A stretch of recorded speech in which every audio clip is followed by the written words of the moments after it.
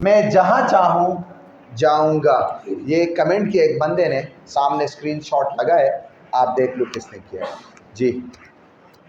कौन कर सकता है? मैं जहाँ चाहूँ वहाँ जाऊँगा। मेहमान बोलो ना इब्राहिम। शबीर ट्राई। हाँ ना तो बोलो ना, कर सकते हो? नो। अच्छा, इसमें मैं जाऊँगा क्या है इंग्लिश की? अहमद बोलो। आई विल गो।